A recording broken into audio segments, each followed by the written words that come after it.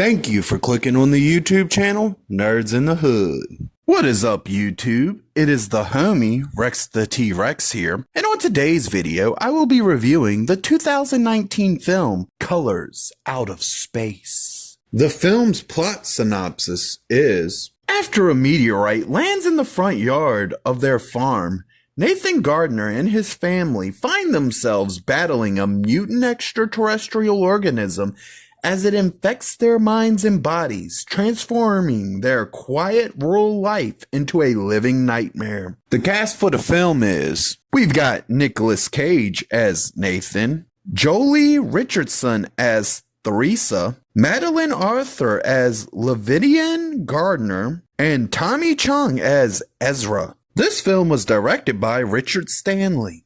This movie was written by Richard Stanley and Scarlett Amaris. This movie was filmed in Portugal. This movie is based on the story by H.P. Lovecraft called Colors Out of Space. This movie has a great opening that sets up both the atmosphere of the film and the story without ever missing a single beat. We get a great soundtrack that does amazing to fit the weird eeriness of the story that is being told here. This movie has several amazing looking scenery shots spread throughout the film, and they just all look magnificent and beautiful, all rolled into one. This movie has some good acting in it that does well to sell each and every one of the characters and its story. While nothing in particular stood out or no one in particular did anything that really stole any scenes, everybody did good to the point where it kept the movie completely entertaining and allowed you to enjoy this story without ever being taken out of it or feeling like the actors just aren't doing their jobs.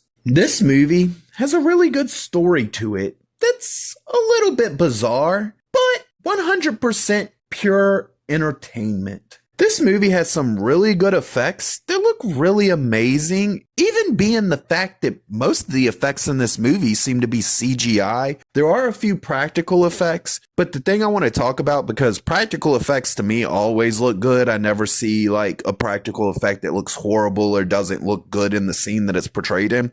With me, when CGI does it right, it actually surprises me. And this is one of those instances where they did great with the CGI to the point that it really helps to sell the story while also keeping it highly entertaining and still leaving you wondering, what the fuck was that thing that landed in the front yard? This movie gives you some really trippy ass looking imagery throughout the entirety of the film, and it is executed in a way that is extremely fucking trippy and highly entertaining, while actually making your mind wonder just a little bit, what the fuck am I looking at? But at the same time, it's a curiosity that makes the movie just a little bit more entertaining and gives you that kind of feel that this really is based off of something H.P. Lovecraft wrote, because it really feels like that.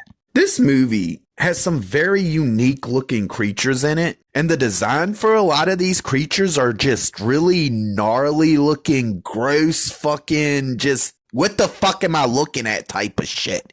Like, you're sitting there watching the movie and you're like, what the fuck is that thing?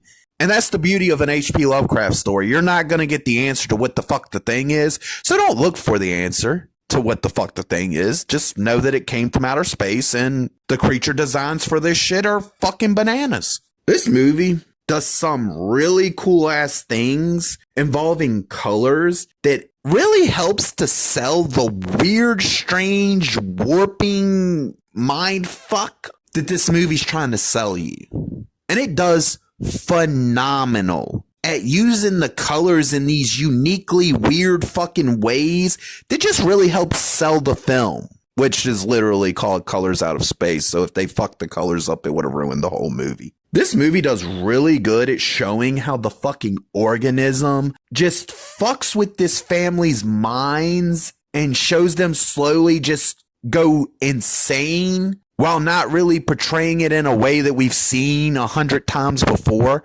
It does something really unique in this aspect, but it does well to show you what happens and then to show the consistent decline of the people around the fucking alien organism. It does amazing at it. We get some really gross looking body horror that, while it looks gross and nasty and disgusting, it also looks really cool and interesting at the same time. So it will pique your curiosity. You're going to want to see what it looks like, but at the same time, you're just going to be like, oh, what the fuck is that? This is a movie with a very unique visual style that looks really original and really fits in with the way H.P. Lovecraft wrote his stories. It just does really phenomenal to sell this movie and the story that we're being told with its very, very unique visuals that you're not really going to get in a lot of other films. Or really any films at all, because this film uses them in such a unique way. You will never see the way they do it replicated into another film, but you might see other films attempt to do this, but never on the same level as this film's able to do it.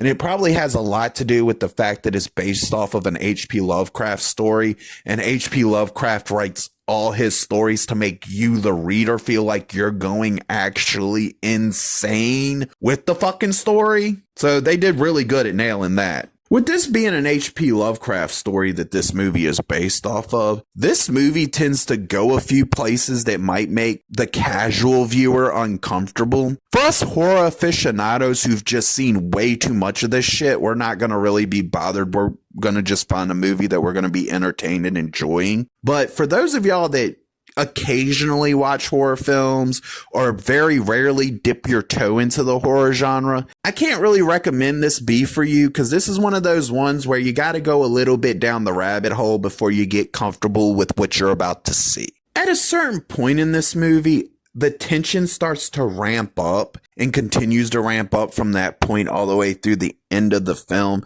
Like, you get a few minutes at the beginning of the film where it introduces you to the family and everything, and then the event of the film happens, and then from there forward, the tension just slowly builds and gets more and more and more and more intense as you get through the film. And this movie executes that beautifully. This movie is pure entertainment for the sake of entertainment, which is actually surprising with the year that it came out in. But I will tell you this, there are some movies that Hollywood's released within all this woke, crazy, fucking drive a message into it bullshit that are actually good, pure entertainment that's worth watching. And this is one of those rare films that it wasn't done by a big budget Hollywood company, so I believe that's part of the reason this is just pure entertainment for the sake of pure entertainment.